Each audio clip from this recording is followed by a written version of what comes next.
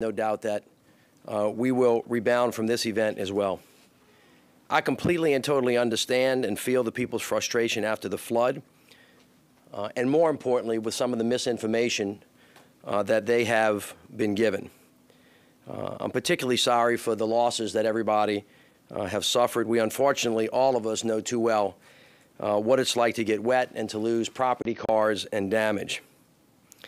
I am going to continue to do everything I can to get the answers that the city needs and get the people the help that they need to try to get us back to normal. As everybody knows by now, on Saturday, August 5th, 2017, an afternoon storm, I'd like to call it a deluge, began at approximately 2 o'clock p.m. And over the course of the next 3 to 4 hours, up to 9.5 inches of rain fell on some parts of New Orleans.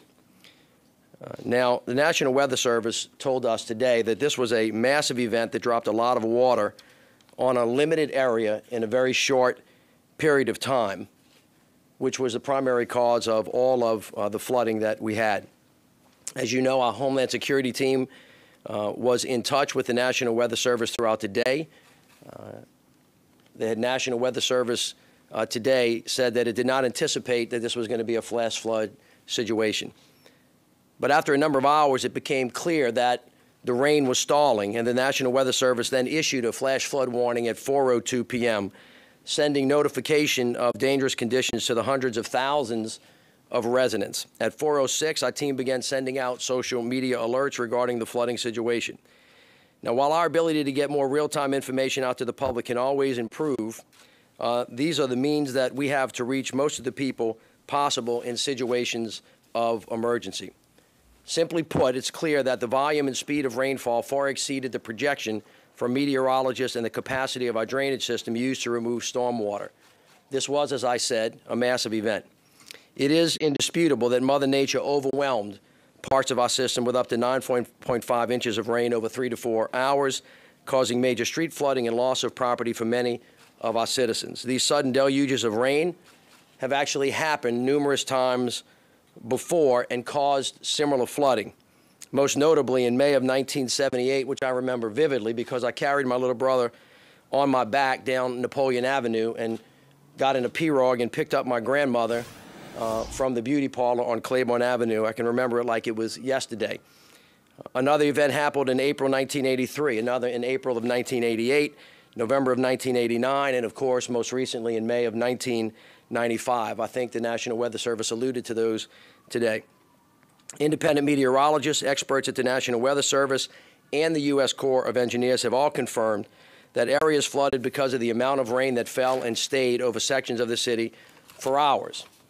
Now, on Sunday, notwithstanding what I just said, I ordered an after-action analysis of flooding that took place due to the many questions that were raised and concerns that people had.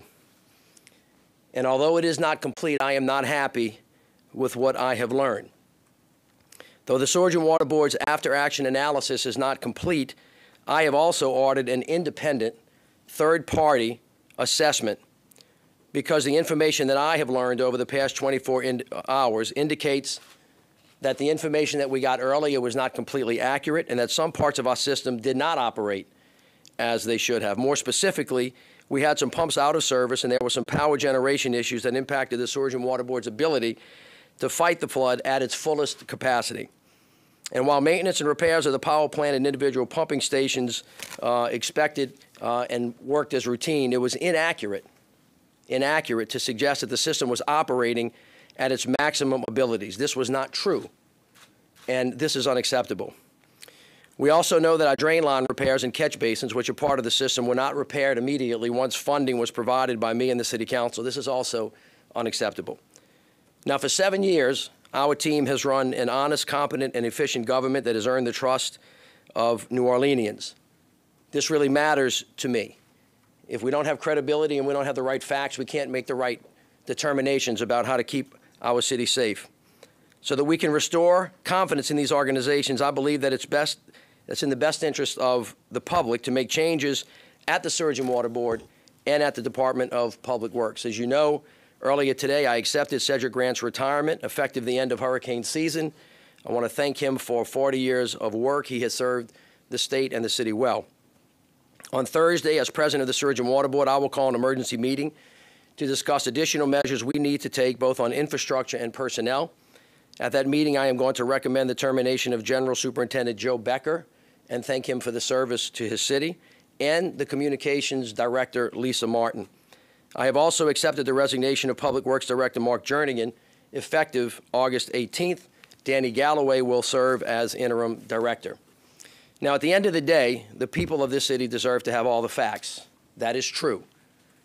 And I know that people are angry and frustrated. That is certainly understandable.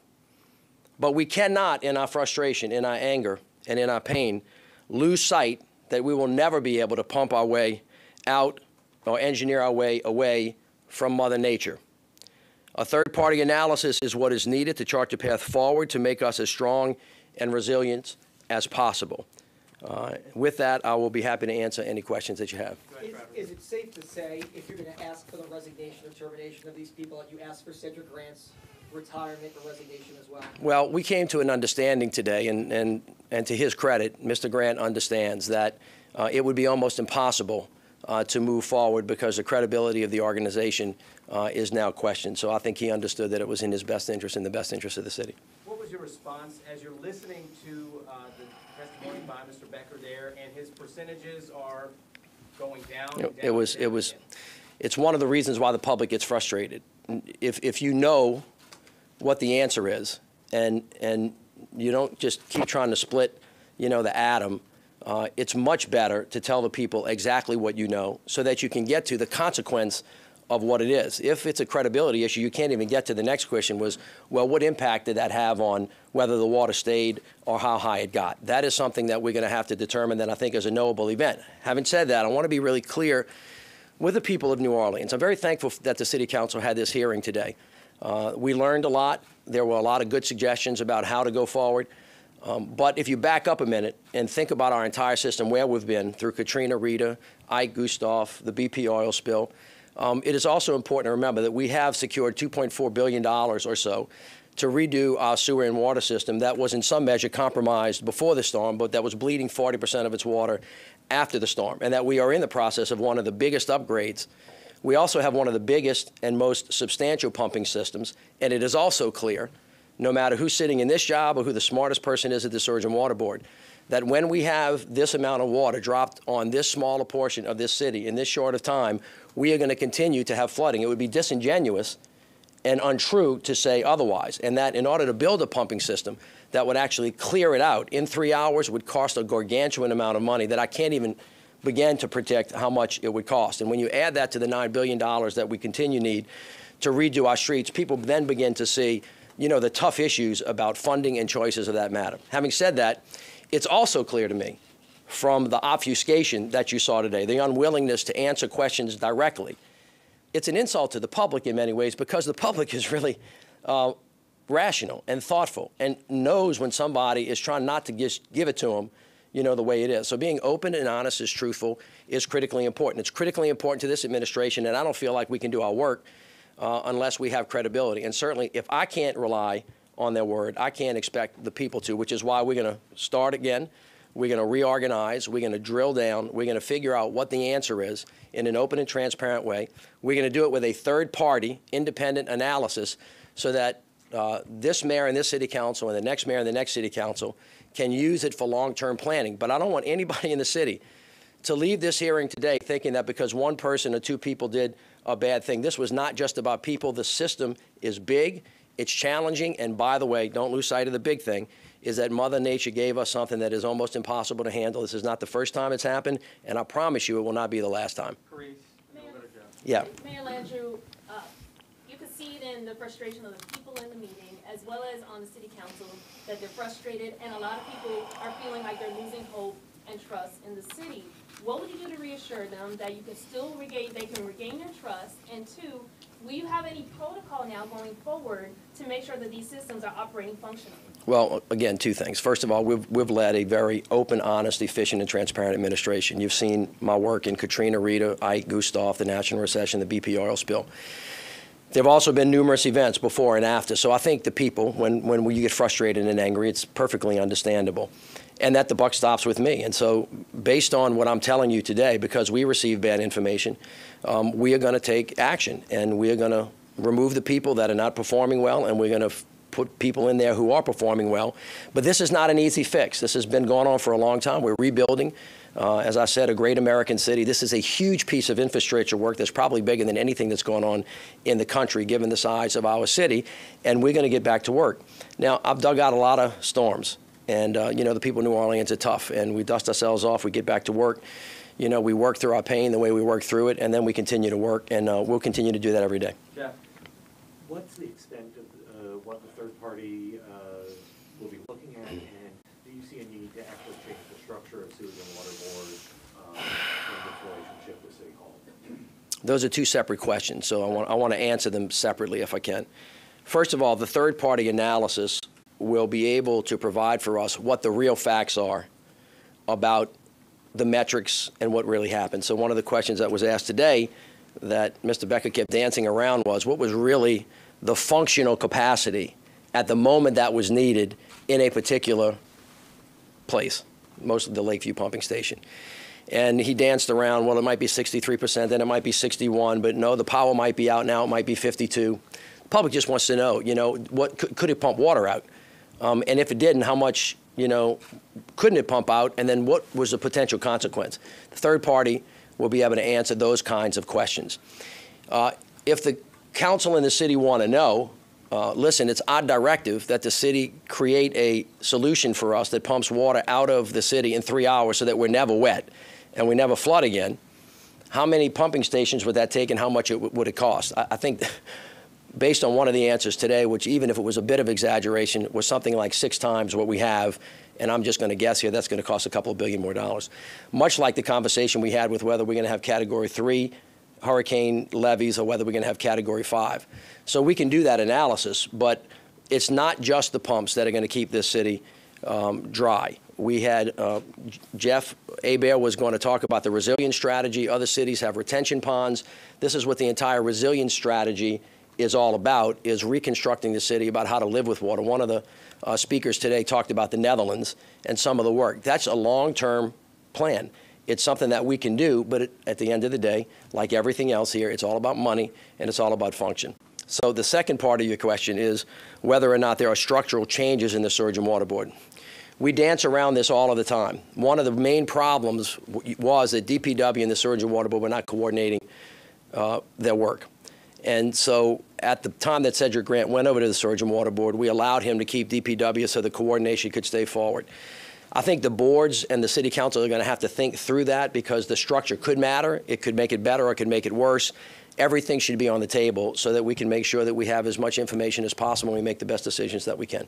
In light of the announcement for these terminations, do you think that executives at the Sewage and Water Board just flat out lied to the public and your administration as you were out of town at a conference? Well, it's hard to know whether or not it was an intentional lie or a different way of communicating or a misunderstanding of what words mean. So when somebody asks somebody, what's our capacity, you know, it seems like they want to ask it in the most narrow way, which, what's our capacity if all of the pumps are off, and didn't bother to say, well, oh, by the way, there are a couple of them that are off. It's just much better to explain to the public exactly what it was. The more important question going forward about whether people didn't tell the truth intentionally or whether it was a mistake, and was that they can't figure out how to communicate clearly with the public what is, whatever that might be.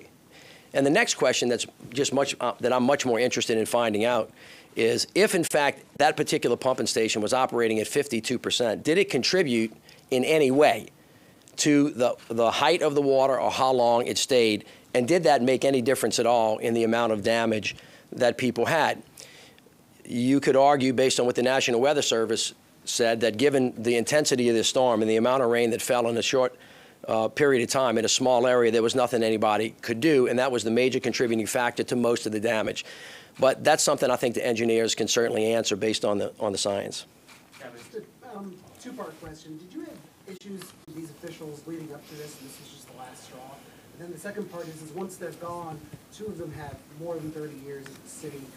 Who replaces them, and how do you move forward without them? Well, certainly in every administration, you have good days and bad days with people that work for you.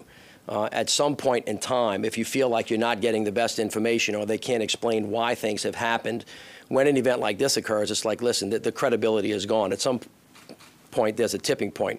And this clearly was a tipping point for a number of different individuals. For example, on the catch basin piece, I could never really get a clear story about why it took so long to get those repairs done.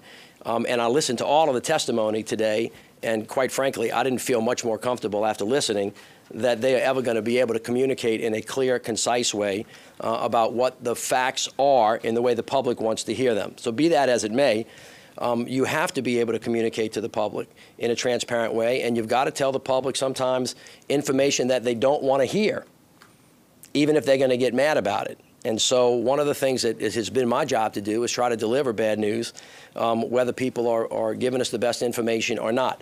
Some of the bad news is that, notwithstanding everything that happened today, that if we get another event that's big, that falls that fast in that small of area, no matter how well the pumping system is working, there is a high likelihood that the city is going to flood. Again, because you live in the city of New Orleans, and of course, if y'all go back and do the historical survey, you'll see not only 10 or 15 or 20, you'll see a bunch of them. Having said that, there is a much better way to do this. There's a much better way to communicate. Every major storm gives us a stress test that allows us to figure out where we could do things better, and we do that anyway after every storm. So we're going to continue to do that as well. In terms of who's going to replace them, we're going to replace them with good people. Danny Galloway, who has been one of the superstars, is going to take over DPW. I am going to talk to the Sewage and Water Board about beginning a search to fill those 3 positions that I talked about over there. This may not be the end of it. I don't know, but I know enough now, today, to know that at least those steps have to be taken to get us to a better place as we go forward. All right, last one from Jeff. We're now looking at a situation where the top 2 positions in Sewage and Water Board will be unfilled. Public Works top position will be acting director. We're getting right into major, peak hurricane season, and the public is completely distrustful of the drainage efforts in this city. What would you say to all? Well, the positions Mr. Grant's going to leave after hurricane season, so he will be in place. We obviously are going to work overtime to make sure that we are as prepared as we possibly can be, or give people the notification so they can protect themselves. This is not the first storm that we've had. This will not be the last one. We are a continuous government, and this is going to be a fix that's got to take place over a number of different administrations. And so we will do what we've always done, is go back out, try to find highly competent professionals. I feel fully confident that Danny Galloway can handle the Department of Public Works. Bob Miller is likely to take over the operations of the Sewage and Water Board while he's there, and we will do what's necessary to make sure that people are in place to get better. All right. Thank you all so much.